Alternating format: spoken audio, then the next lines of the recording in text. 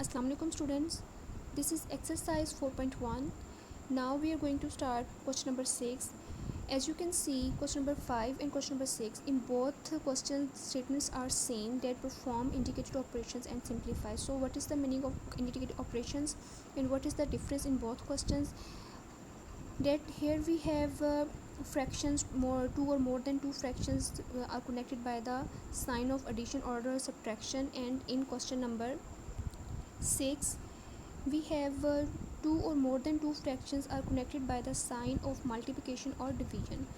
तो इन दोनों जो है ऑपरेशंस को सॉल्व करने में डिफरेंस ये है कि जब आपके पास माइनस या प्लस का साइन आएगा फ्रैक्शंस के दरमियान, तो उनको हमने by the method of LCM solve करवाना है.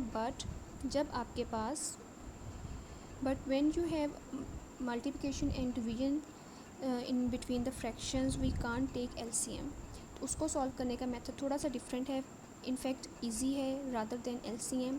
सो I am going to solve part number 2 of question number 6 for you. 4x minus 12 divided by x square minus 9 divided by in between two fractions. Here we have the division sign. So next also we have a rational fraction, 18 minus 2x square divided by x square plus 6x plus 9.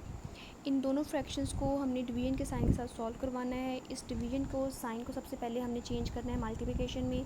जब हम इस division को multiplication में change करेंगे तो उसका effect इसकी next fraction पर आएगा. यहाँ हम राइट कर लेते. फर्स्ट फ्रैक्शन हमने एज इट इज़ राइट करनी है फ़िलहाल, इसको हम बाद में सिंप्लीफाई करवाते हैं. पहले हम इस डिवीजन के साइन को मल्टीप्लाई में चेंज कर देते हैं. जब हम कन्वर्ट करेंगे division into multiplication, the affect is on the next fraction. इसमें हमारे पास जो डिनोमिनेटर है वो न्यूमरेटर बन जाएगा और जो न्यूमरेटर है वो डिनोमिनेटर बन जाएगा. So x square plus 6x plus 9 divided by 18 minus 2x square.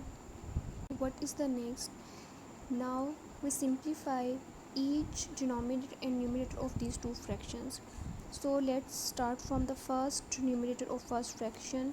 Here we have 4x minus 12. अब इन दोनों टर्म्स के ऊपर जो है वो कोई फार्मूला कंप्लीट नहीं हो सकता, तो हम ये देख सकते हैं कि इन दोनों में से 4 कॉमन आ रहा है. तो हमने यहाँ से इन दोनों टर्म्स को 4 से डिवाइड करवा देना. कॉमन का मतलब डिवाइड करवाना होता है. जब हम 4x को 4 से डिवाइड करवाएंगे तो हमारे पास 1 आएगा, 1x, and when we divide 12 by 4 we get 3.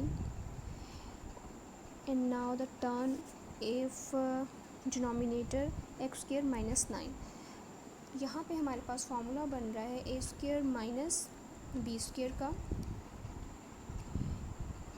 when you have two squares and in between you have subtraction sign, तो हम कौन सा फार्मूला अप्लाई करते हैं? a square minus b square is equal to a plus b and a minus b. So यहाँ हमारे पास x के ऊपर स्क्वायर है लेकिन ये 9 के ऊपर स्क्वायर नहीं है, तो ये हम खुद बनाएंगे. x square minus 3 square, 9 is the square of 3. Now is turn of the next fraction, यहाँ हमारे पास न्यूमरेटर में 3 टर्म्स हैं. व्हेन यू हैव 3 टर्म्स तो हमने ये देखना है कि ये स्क्वायर का फार्मूला पूरा करवा रही है या नहीं करवा रही. स्क्वायर का फार्मूला हमारे पास क्या है? होल स्क्वायर का a plus b whole square is equal to a square plus 2ab plus b square. हमने अब इस फार्मूले के ये तीनों टर्म्स को जो है यहाँ पे कंप्लीट करके देखना है. फर्स्ट टर्म का square, so here we have first term and square. Last term का square, what is the last term? 9. So 9 is the square of 3 here x square.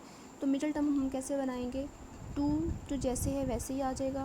अब a भी मल्टीप्लिकेशन में, यानी कि a की जो वैल्यू थी और जो b की वैल्यू है वो हम यहाँ मल्टीप्लाई करवाएंगे. So value of a is x and value of b is 3. तो अब ये दोनों मल्टीप्लाई होकर क्या बनाएंगे? 6x x square plus 6x plus 9. That means कि हमारे पास जो ये टर्म गिवन है ये हम जो है वो फार्मूला पूरा करवा रही है, यानी किस चीज़ का फार्मूला बन रहा है ये. अब a और b की जगह हम क्या पुट करेंगे? x plus 3. जो फर्स्ट टर्म का स्क्वायर और लास्ट टर्म का स्क्वायर जो टर्म्स हैं उन दोनों को एडिशन के साथ ज्वाइन करके हमने उसका होल का स्क्वायर बना देना, यानी कि आपको ये ओपन फॉर्म गिवन थी, ओपन फॉर्म से हमने ये क्लोज फॉर्म ड्राइव किया। तो हम इसको राइट कर सकते हैं x+3 होल स्क्वायर, और नीचे वाली दोनों टर्म्स में से भी 2 कॉमन आ रहा है, so 9 - x whole square. 4 × x-3 divided by, इसको हम फॉर्मूला ओपन करवा रहे हैं, x+3 x-3 multiply, here we have square on it, so we can write it as x+3 and x+3. what is the meaning of square? We can multiply base 2 time, सो हमारे पास square के under base में क्या है x+3, उसको हमने 2 times multiply करवा लिया।